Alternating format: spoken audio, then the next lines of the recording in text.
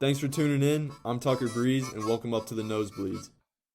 We're fresh off Super Bowl 59, and we've had plenty of time to digest everything that took place. I'm sitting alongside Hunter Cumston, and we're about to break it down. Not a very exciting Super Bowl, if I do say so myself. It was a blowout in that first half. I mean, we haven't seen something like that in a long time. Zero, what were your thoughts on the way the Eagles' defense just applied so much pressure to Patrick? I mean, with 0 blitzes, they still got 6 sacks the entire game. Yeah. That's huge. And in a Super Bowl, 6 sacks, that defensive line was just destroying. Yeah, and with Cooper DeJean on his birthday in the secondary, taking home a pick 6, a little birthday present. On his birthday, his rookie year in the Super Bowl, what a way to start your birthday off. You cannot write it that one any better. But as far as the other birthday guy on the team, Saquon, he didn't quite reach the end zone or even rush for 100 yards, but his presence was felt in multiple ways. We saw the defense really attacking him while the rest of the offense was running and gunning, so to speak. They had a lot of avenues open up due to the fact that the Chiefs were so focused on Saquon himself. 100% just loading the box the entire game, opened up A.J. Brown and Smith for those big passes we saw. Yeah. So, and we even saw a little bit of Jahan Dotson. He got that first pass that got him to the goal line where eventually it was pushed into the end zone. But they were using everybody they could. Dallas Goedert, on the other hand, didn't really have that many yards. I think that the offense was expected to be using the main guys such as Goddard and Saquon, but in fact they had these other pieces that they relied on more heavily, and it worked out for them. But that's what you got to do when this defense is expecting them to, go off with Saquon and run the whole game through him. And Dallas Goedert was also the leading receiver for this postseason, and has been making some absolutely beautiful plays in this postseason. We didn't see nearly as much as we thought from him. I personally thought this would be a tight end heavy game, especially with Travis Kelce out there and with how much Goddard has been doing this postseason. Yeah, so very true. So switching over to the Chiefs offense, that was looking non-existent in the first half. I saw the stat line. As I was watching the Super Bowl, I look over in the corner and I see Patrick Mahomes, 5 for 9, 34 yards, I believe it was. I don't know if I've ever seen a stat line like that for Patrick. It was insane to see something like that, him struggling so much, whether it was the pressure getting to him, throwing off his motion or his stance with his throws. I think he looked rattled the whole first half. It was just a bad game for them. But speaking of this first half, they only had 1 first down the entire first half of the game. Wow. That's only ever happened in one other Super Bowl. Can you tell me who that other Super Bowl team was? You say 1 first down in the first half. Yeah. There was only one other team to hold the opposing team to 1 first down in the first half. The 85 Bears. Okay. Wow. I should have known. That one's an easy one to remember for me. So. Okay. Well, that's very, very interesting. But, yeah, I don't know. The Eagles held the Chiefs to nothing through the air in the first half, and then on the ground, they didn't do anything. Underwhelming as well. So they're trying to throw Pacheco out there a few times and Kareem Hunt as well, and they both were very underwhelming. This defensive line by the Eagles was just making their presence known. Absolutely. Josh Sweat, for example, on the Eagles defensive line, he had 2 sacks, and he was a force to be reckoned with. He even said, I should have won MVP after the game. So, I mean, that you can take that how you want. I don't know if he's serious, but I could see this.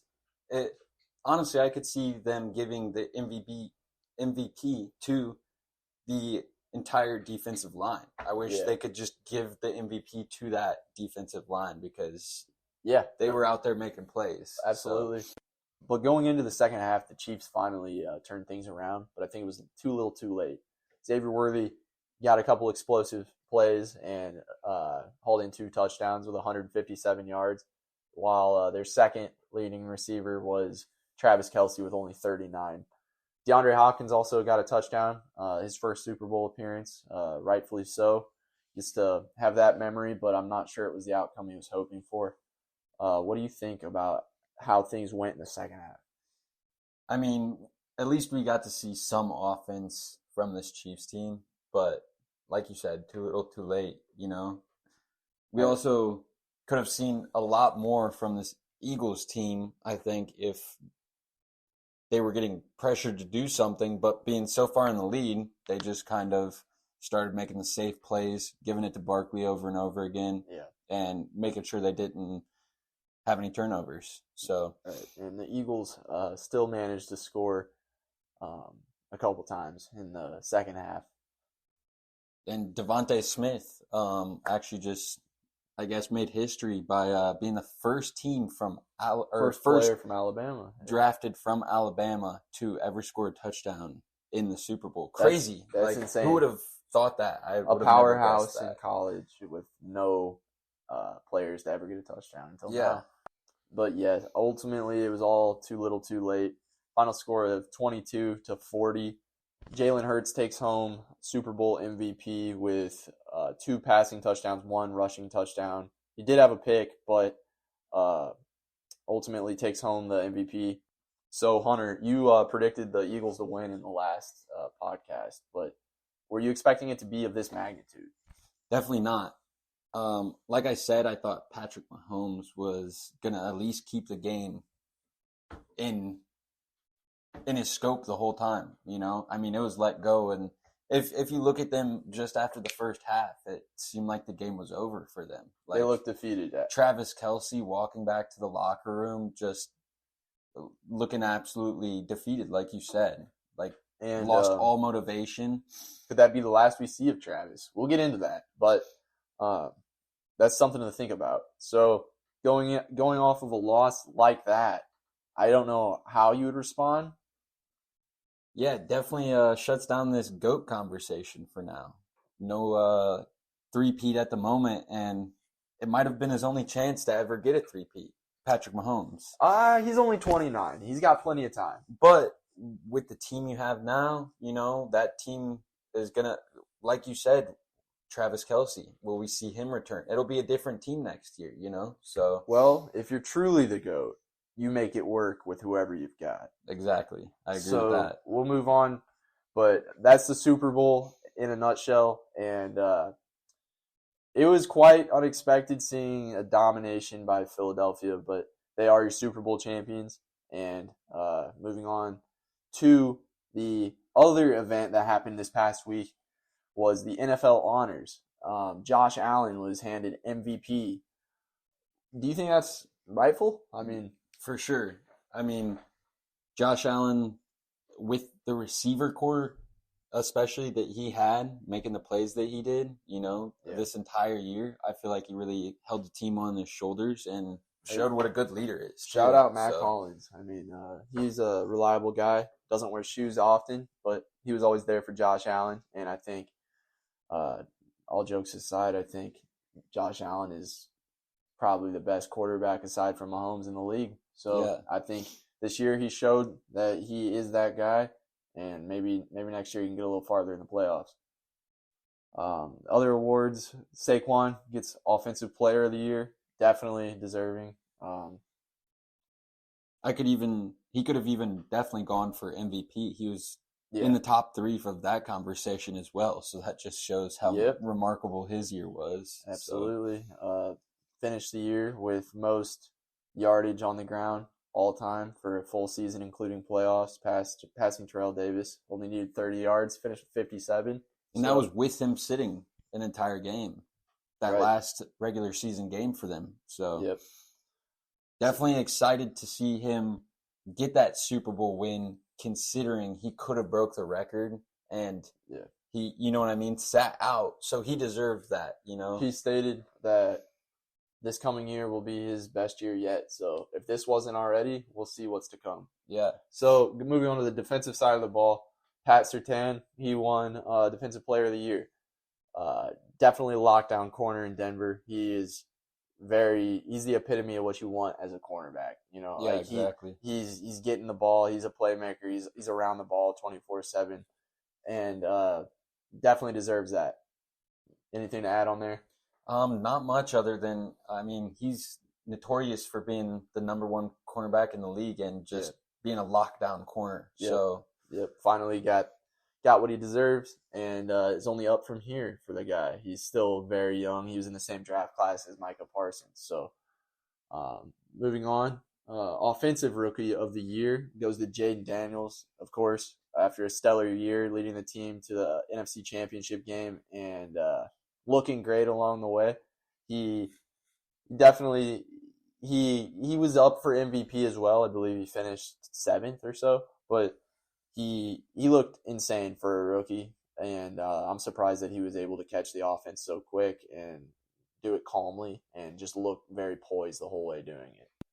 I think Dan Quinn was a huge part of how well this team did this year.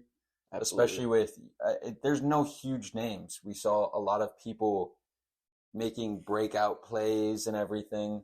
And before this, though, you never thought of this Commanders team as a super offensive heavy unit. You know what I mean? And we just saw them shoot for the stars this year, and they about made it. So yeah, time will tell. But it's only up from here as well, and they've got a lot brewing over there with Dan Quinn leading the team and Jaden Daniels looking like a all-timer. So we'll see what goes on next year, but I'm assuming that it'll be more of the same, and that's pretty scary.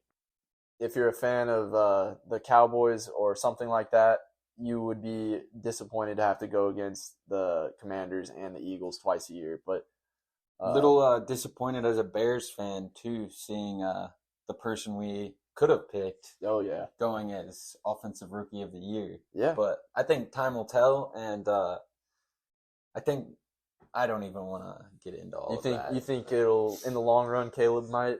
I do. I see him becoming a superstar and being a top 5 quarterback in the long run. Saying something along the lines of who needs an offensive rookie of the year when you can get an MVP one day, that type of thing. When you get sacked almost just under 70 times in a single season, I hear you. All right, defensive rookie of the year, Jared Verse for the Rams. Well deserved. Yeah, his stats don't woe you in any way. He's not looking like he was really dominating, but if you watch the games, he was all around. He was a presence. That's to put it lightly. So, and the pressure he was putting on the quarterback the entire year, you know what I mean? And looking like a vet with losing Aaron Donald. Yeah. You know what I mean? Coming in to fill that role. Those are some big shoes to fill. Yeah. And the leader of the defense. He definitely impressed. So definitely. So, and he's a fast guy. We know that. Outran DeAndre Swift. So yeah. All right. Joe Burrow wins comeback player of the year after his wrist injury. A lot of people said he wasn't able to pick up a water bottle. He couldn't throw the same. He'd never be the same.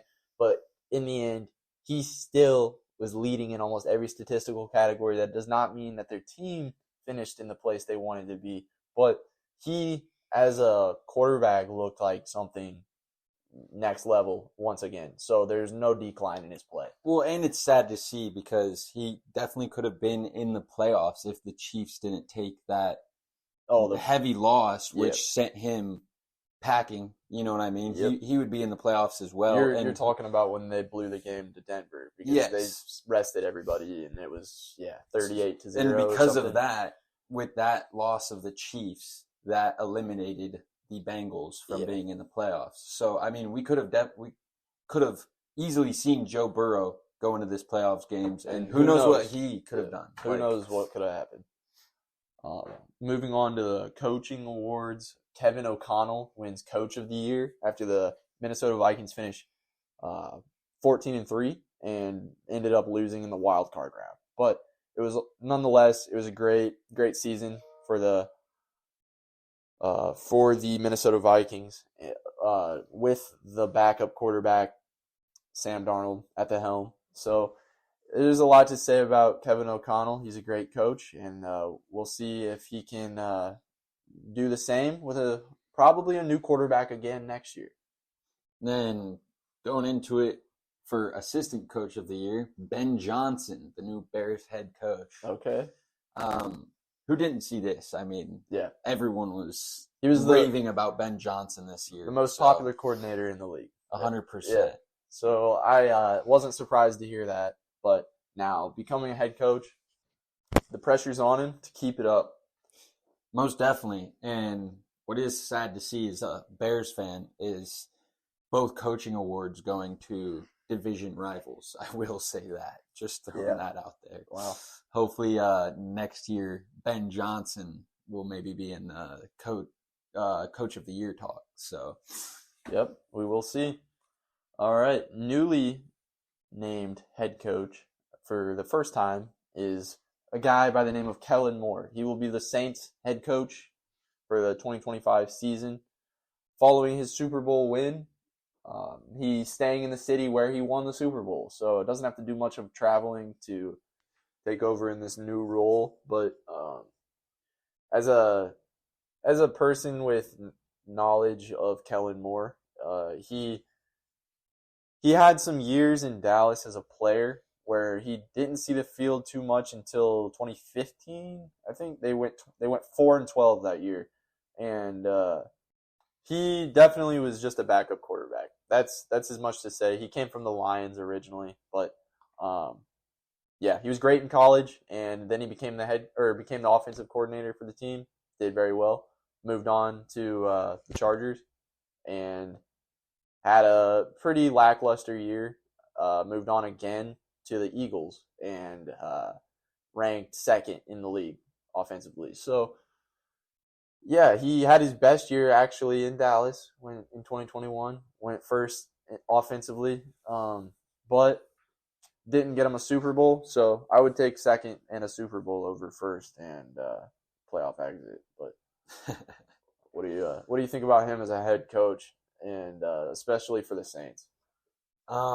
I think it could be a really good and interesting turn of events for the Saints. You know, they've been looking for something. They're almost as in dire need of solid head coach as the Bears were before, obviously hiring Ben.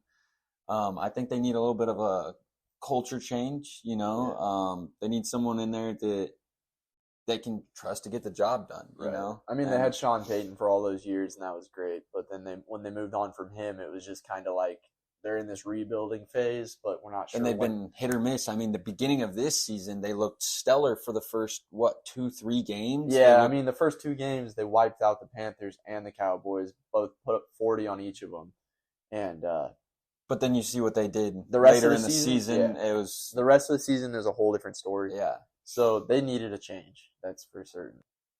But moving on to other news going on, a couple trade requests, updates, and new ones. Deebo Samuel requested a trade. Reportedly, it was during the players' exit meeting at the end of the season. He requested a trade then and there, and he's been granted permission to seek a trade. So where could you see him going? I mean, we know there's a decent few teams in need of receivers. Right, we just talked about it with Cup, so like there's plenty of teams that could use. I mean, the Green Bay, the Patriots, even the Panthers maybe. Like there's a lot of it depends what Deebo's looking for as well. Is he looking for a payday, or is he looking for... I think his days of getting the payday are probably behind him, and I think he's really just... At this point, you would only want to be a contributor, you know? Like, I feel like last year, he was nothing, like, in terms of... But the year before that, I mean, he was one of the best guys on the field, you know? Right, but a lot of people have been saying stuff about his conditioning. They're saying he's looking a little heftier. They're saying he's not acting like he cares as much. And the 49ers have other issues going on as well. Brandon Ayuk coming off a big injury after the contract dispute, holding out in the offseason, so... I was going to say he really needed to step up and prove himself this last year because of, and not even that, Jennings was gone for a little bit. Jennings was the one who stepped up instead. So that's true.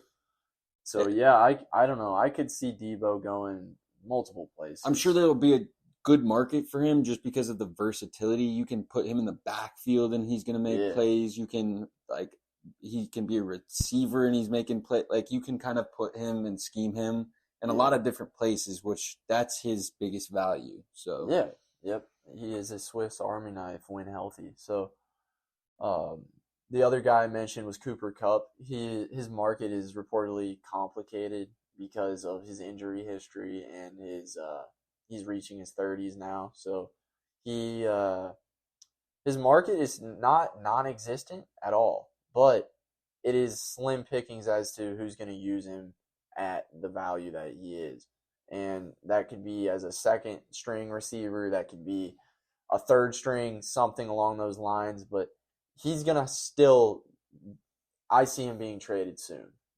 I agree with that. I could see a lot of teams picking him up as a good veteran presence, though, in that receiving room. Yeah. For these other younger receivers, like I said, if you went to somewhere like Green Bay where they have a lot of these younger guys, and then maybe you don't have to go out and draft a receiver, and then you have that older presence as Cooper Kupp, you know what I mean, who we all know was Triple Crown, like we had mentioned before. So the guy knows ball. Either way, you know, like even if he's not out there consistently, you have to know that he's going to be someone that when he is out there is going to be a big presence on that offense. Yeah, so. And like you said, just coaching up the players. Like he's going to be a big mentor anywhere he goes. I mean, if you get someone like even like the Patriots who could use could maybe draft a few receivers and then get someone like Cooper Kupp who's going to be that experienced guy that you can count on, you know? So yeah. So do you still see places along the lines of Houston or Patriots, like you mentioned, or I don't know, we could even bring the Chiefs into this just because of who knows where their receiver core is going to be next year. Do you still see those as suitable places? 100%. And really, if you look at this Chiefs team, a lot of these player or receivers that they have brought in haven't made nearly as big of a impact on the team as you thought they would. Like Hopkins, you know what I mean? I mean, Juju Smith is back, but I mean, we see one play from him every game, and sometimes not even that, you know? So Xavier Worthy, though, he put up the big yards yesterday. Yeah, Xavier Worthy looks like a number one on the Chiefs team right now, honestly. So I don't know. I think Cooper Kupp could fit great in Kansas City, but I think he could fit a little bit of anywhere, especially depending with the injuries he has. We know he's not going to go super high, so even going somewhere like Dallas to pair with CD as a good, you know what I mean? I'd be all over that. I'd like that. Or even somewhere like the Giants to be a second to Neighbors. Yeah. I think that could be something good, especially if they bring in someone like someone consistent, and a rookie quarterback. Then having that veteran knowledge, like as a receiver, you know what I mean? I think that would go a long way with a rookie receiver, which we don't know where they're going. Or I mean, a rookie quarterback. My bad. Which we don't know where they're going with quarterback, but I could definitely see him making a big presence on a team with a younger quarterback. Yeah, absolutely. I mean, he's played with Jared Goff and Matt Stafford now, so he's got plenty of experience with talented quarterbacks, and no doubt that he could bring those talents to a younger franchise and help them win. So I want to go ahead and move on to an update on Myles Garrett.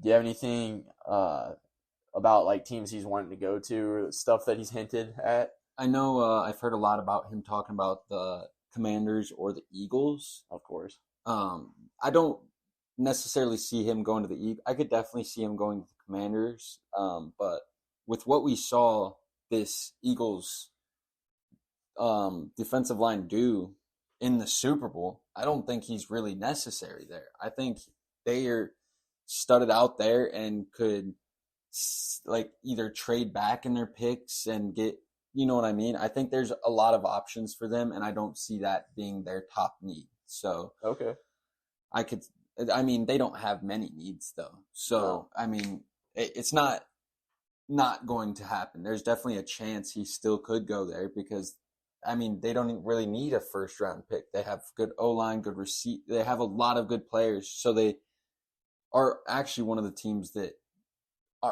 aren't looking for something right now to where they could make that big splash and go get him. Yeah, just to run it back next year, get another Super Bowl with another force.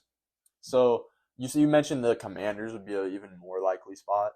Just because their defense could definitely use a little upbringing, you know, like we've seen this offense do wonders this year, but their defense has been here and there. They've missing a big name guy. Yeah, they've definitely done good with who they have, but adding someone like Myles Garrett could definitely throw them into even more playoff wins and even more success in the future. But I've also heard some say that he could go to the Bills. Okay. That'd be a good fit. I could definitely see him doing that because he also mentions about playing in the snow. Where do you think of when you think of playing in the snow? Ah, very true. You know, so. Okay. And then he was asked if he would be open to playing for a team like the Tennessee Titans. He said, I might as well stay where I'm at. So that's a pretty big diss to the Titans organization. No hope in their future, I guess. So he's looking for a contender, rightfully so. He's an 8-year vet. He deserves to go somewhere and compete. You know, he doesn't need to be a part of no more rebuilding. He's ready to be a part of. He's been a part of a rebuild this entire time, and it hasn't gotten them where they needed to be. So that's why he's on his way out. Yeah. So I don't know. We haven't seen any more updates really on pure destinations for him, but those are the rumors that are circulating around him as he was speaking on Radio Row at the Super Bowl this weekend. So there were some talks, of course. Also, among the conversation about a possible trade coming soon could be Max Crosby, as reports were saying that the future is uncertain and that he could be on his way out if a deal is right. So what do you think about Max Crosby leaving the Raiders when I personally think they're a quarterback away from maybe even competing in their division at least? Like, I definitely agree with that. So, like, I think that they could compete with the Broncos for second, maybe even dethroning the Chiefs one of these days, but if they find the right guy to lead them. So if they bring in someone like Sam Darnold, which I don't know if that's going to be necessarily what'll get them over the hump long term, but for now that'll be a big boost for what they've had. Well, and we just know there's not too many quarterbacks. I mean, if they say they get Sam Darnold and then go into a later pick and get someone like one of these lower draft pick quarterbacks like Will Howard or something. Or Dylan Gabriel or something like that, where Sam Darnold can fill that role for 1 to 2 years while they teach up one of these quarterbacks that definitely I think could be a starter quarterback in the league in the future. Yeah. I just think they need a little bit more time to develop. I don't think either of them are going to be starters right off the bat. So bringing in someone like Sam, boom, you get the time to build one of these people up.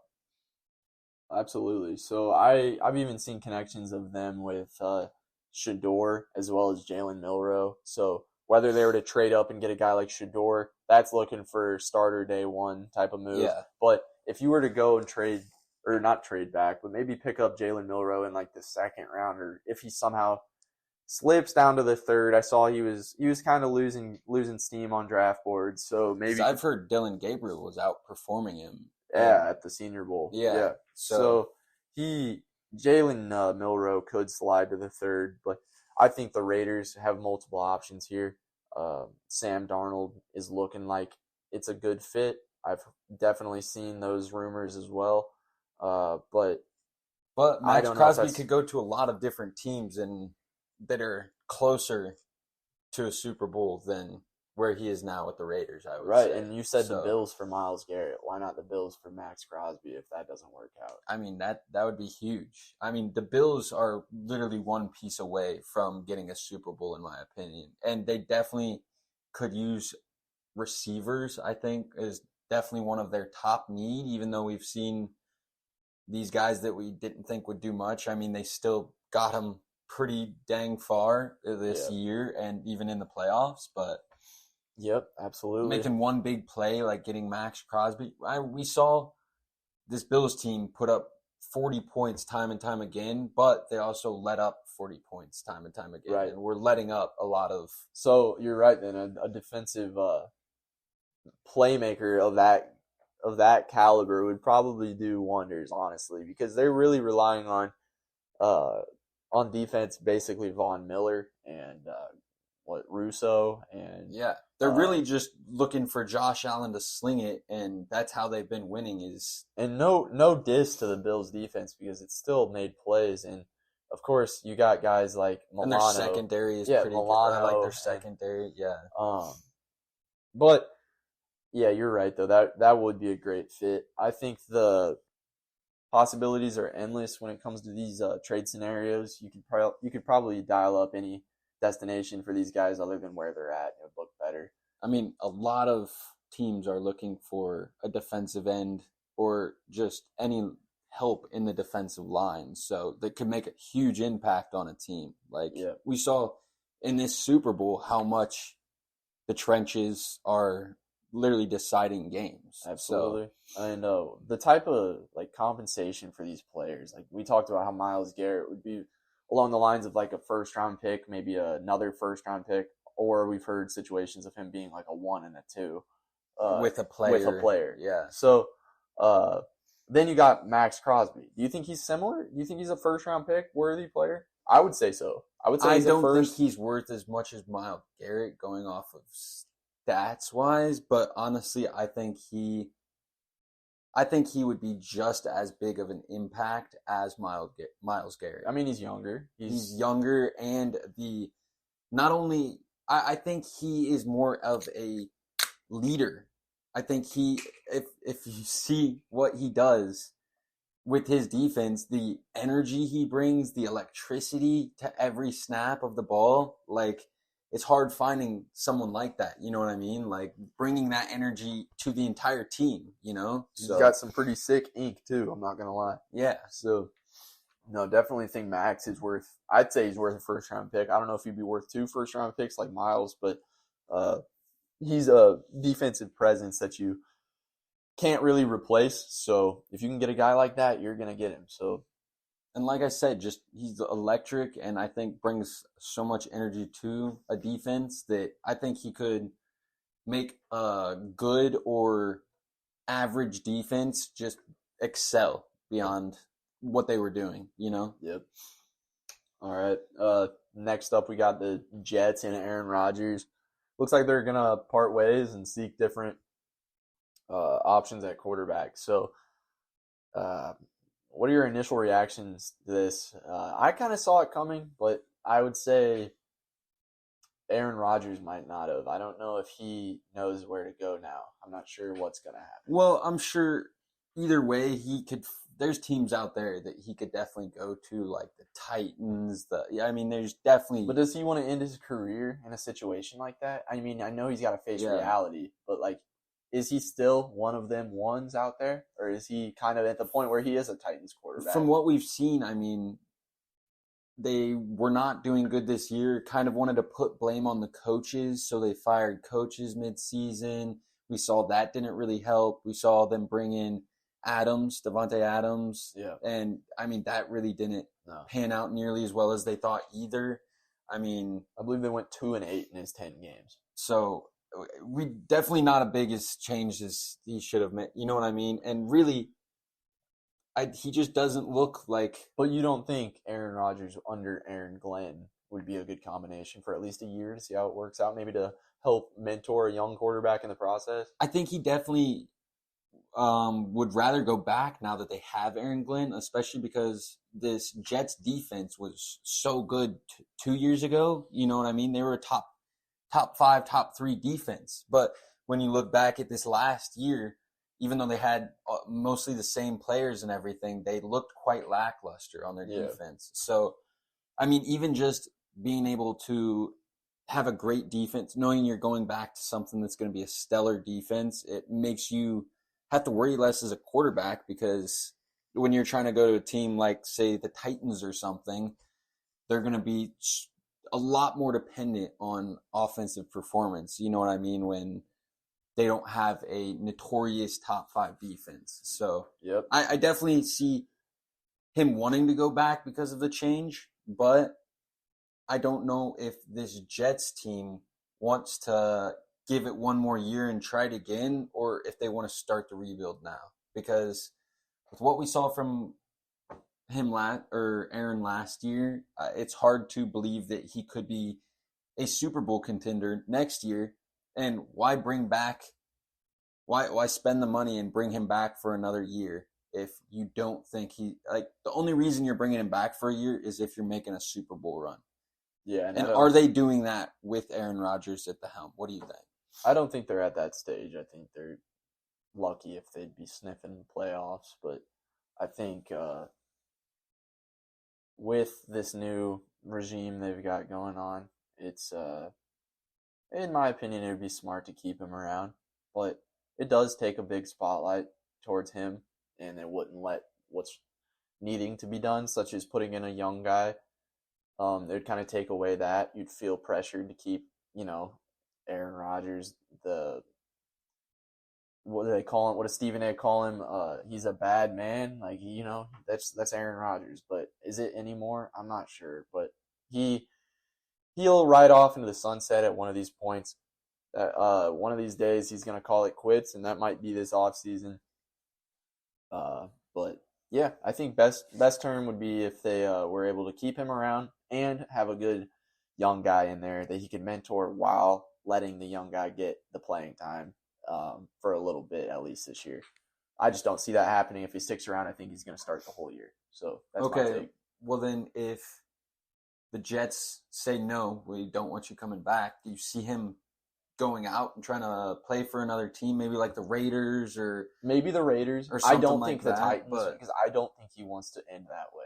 Yeah, I that think- was just throwing up a name that needed a quarterback. But And like you could even say the Browns, they could need a quarterback, Yeah. definitely, with Deshaun having that big issue with his Achilles again. So, but then again, with Myles Garrett leaving, and then you know what I yeah, mean. is he going to want to go into a situation like Cleveland? I don't think so. So yeah. So if he doesn't go back to the Jets, do It's- you see him retiring I or see going him- to okay, another team? I'll put it like this: I see Aaron Rodgers retiring or going to the Raiders.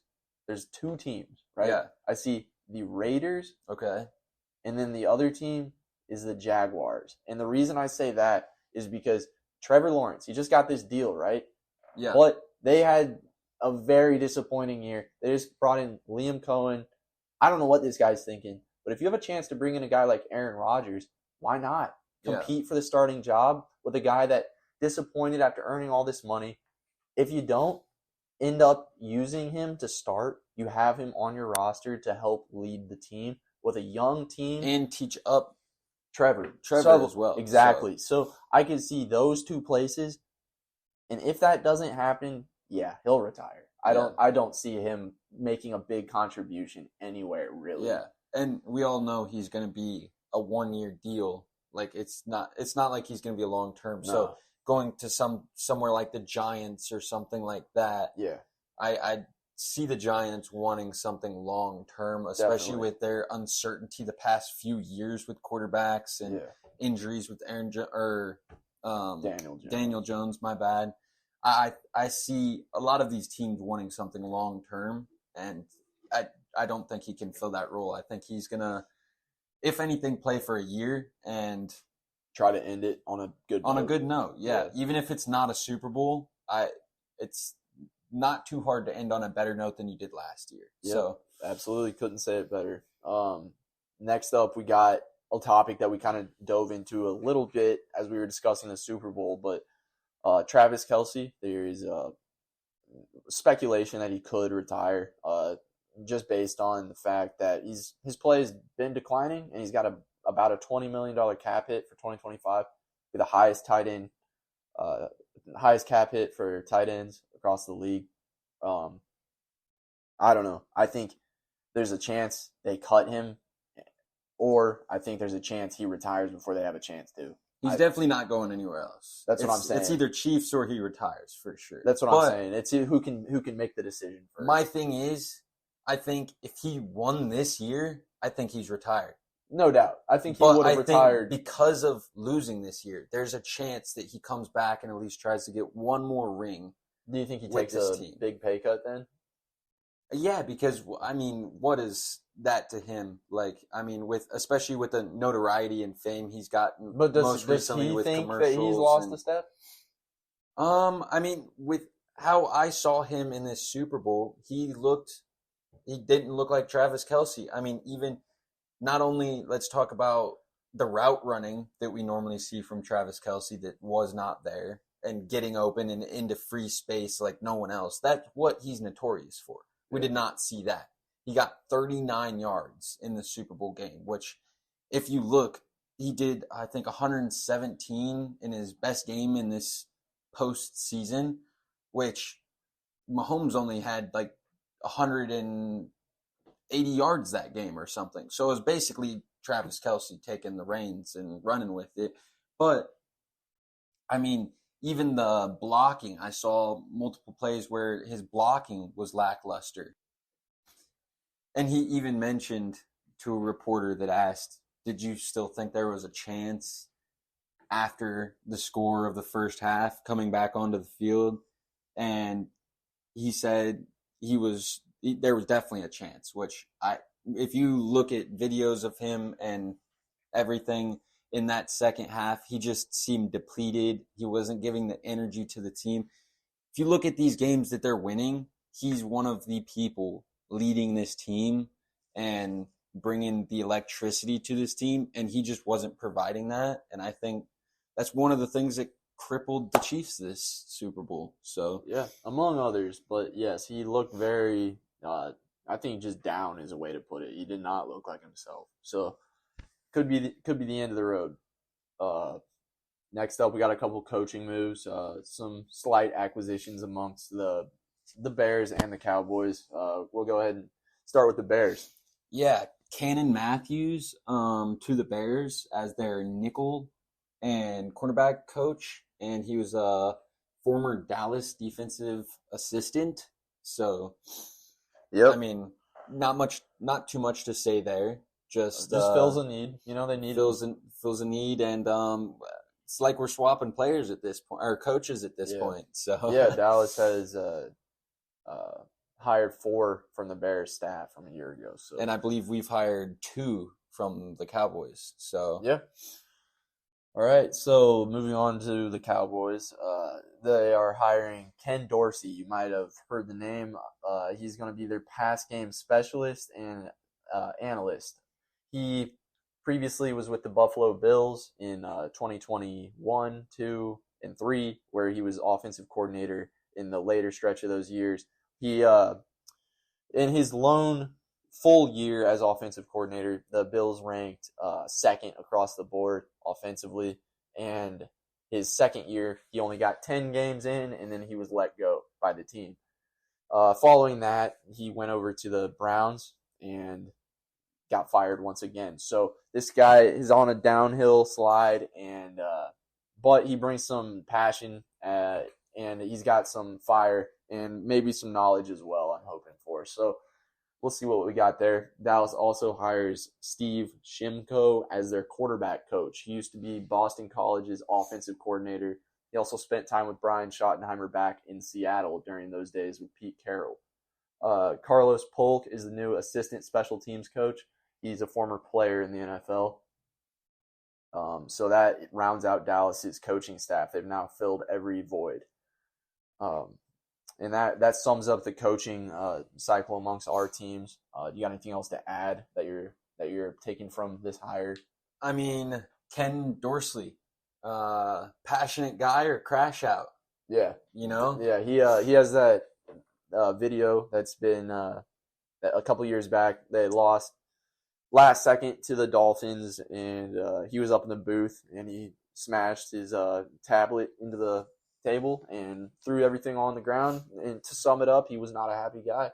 I mean, who would be in that position though? No, but I like to see that rather than whatever. It is what it is, you know. Yeah. I like to see a guy that's like passionate about what he's doing, and I think if you can bring him in, and he's got knowledge, he's worked with Josh Allen, he's been around the league a little bit. He's got some stuff under his belt, so we can see what he can bring to the team. Hopefully, the Cowboys staff is filled out the right way for once. I know it's weird, but you like that energy because even seeing him do stuff like that, you think, okay, he can be above that, whatever. But here's the thing. Those are the guys winning is everything to them. And that's exactly what you want as a leader on your team. In any capacity, you want a guy that cares about winning. So exactly. I think it's a good hire. I think it's a pretty good move. And if he has experience under Brian Schottenheimer's wing, I think it's good to bring him aboard, and they have that connection already. So I think it's a pretty good move. The other guys, though, I'm not too familiar with either of them, if I'm going to be honest. I just know that Steve Shimko was with the Cowboys this most recent year after he was Boston College's offensive coordinator. He spent a year as an assistant with Dallas, so then he got promoted. But as a quarterback coach, they replaced Scott Tolzien, former NFL player. So let's see how this goes working with Dak this next year. That's all I can take from those moves. We'll see what goes on. If the Bears do they have any more coaching? I believe they're finally filled up. Really? With the hiring of the new O-line coach and like we mentioned. Who'd they get at O-line? Dan.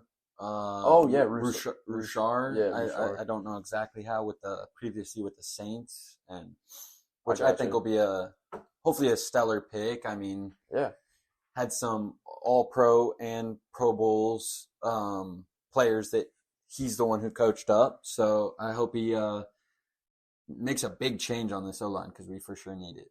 Oh yeah. So that's everything going on in the coaching world side of things, but there are a couple more things that should be discussed that were popped up on headlines about trade talks with Micah Parsons.